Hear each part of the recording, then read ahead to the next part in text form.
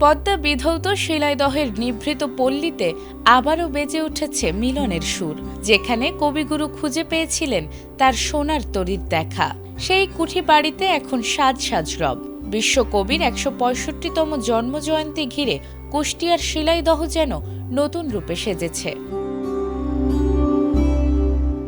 রবীন্দ্রনাথ এবং শিলাইদহ এক অবিচ্ছেদ্য নাম। এই কুঠি বাড়ির ছাদ আর পদ্মার বুকে বোটে ভাসতে ভাসতেই রচিত হয়েছিল বিশ্বনন্দিত গীতাঞ্জলির অধিকাংশ কবিতা, যা তাকে এনে দিয়েছিল নোবেল সম্মান। কবির সেই স্মৃতিধন্য আঙিনায় এখন উৎসবের আমেজ। ২৫শে বৈশাখ কবিগুরুর ১৬৫তম জন্মজয়ন্তী। এ উপলক্ষে সংস্কৃতি বিষয়ক মন্ত্রণালয়ের উদ্যোগে শিলাইদহ কুঠি বাড়িতে বসছে ৩ দিনের মিলন মেলা। অনুষ্ঠান স্থলের মঞ্চসজ্জা, আলোকসজ্জা আর ধোয়া মোছার কাজে ব্যস্ত সময় পার করছেন কর্মীরা। কবির ব্যবহার করা আসবাবপত্র আর স্মৃতিচিহ্নগুলো যেন নতুন করে প্রাণ ফিরে পেয়েছে।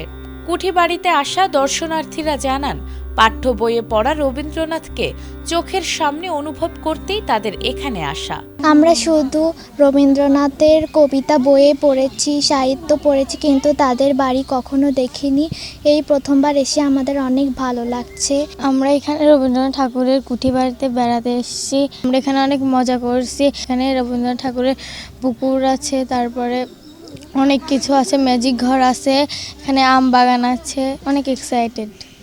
ঢাকা থেকে আসছিলাম যে রবীন্দ্র কুঠি বাড়ি দেখার জন্য। এটা একটা ঐতিহাসিক নিদর্শন, বাংলাদেশের অন্যতম একটা সম্পদ এটা।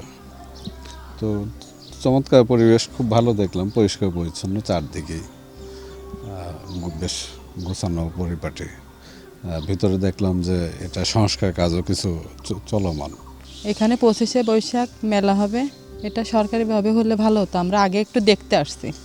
শুক্রবার বেলা ২:৩০টায় ৩ দিন ব্যাপী এই উৎসবের আনুষ্ঠানিক উদ্বোধন করবেন সংস্কৃতি মন্ত্রী নিতাই রায় চৌধুরী।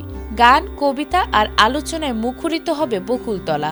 কবির ১৬৫তম জন্মজয়ন্তীতে শিলাইদহের নিভৃত কুঠি বাড়ি আবারও হয়ে উঠবে বিশ্বপ্রেমের তীর্থস্থান, এমনটাই প্রত্যাশা সংশ্লিষ্টদের। বিশ্বকবি রবীন্দ্রনাথ ঠাকুরের ১৬৫তম জন্মবার্ষিকী উপলক্ষে প্রতিবারের ন্যায় এবারও কবির স্মৃতিবিজড়িত রবীন্দ্র কুঠিবাড়িতে একটি সাংস্কৃতিক অনুষ্ঠানের আয়োজন করা হয়েছে। এই অনুষ্ঠানে থাকবে কবির রচিত গান, কবিতা, নৃত্য, এছাড়াও থাকবে আলোচনা সভা। আপনারা জানেন যে এই অনুষ্ঠানকে কেন্দ্র করে দেশ এবং দেশের বাইরে থেকে পর্যটকরা এখানে আসেন। তাদের সার্বিক নিরাপত্তার কথা বিবেচনা করে আমাদের পুরো ক্যাম্পাসটি সিসি ক্যামেরার আওতায় নিয়ে আসা হয়েছে। এছাড়াও আগত দর্শনার্থীদের যাতে কোনো সমস্যা না হয়, বৈরী আবহাওয়ার কথা চিন্তা করে আমরা একটি ওয়াটারপ্রুফ প্যান্ডেল তৈরি করছি। সার্বিক বিবেচনায় আমি আশা করি বিগত বছরের থেকেও এবারের অনুষ্ঠানটি জাঁকজমকপূর্ণ হবে। নাজমুন নাহার জান্নাত, এটিএন বাংলা।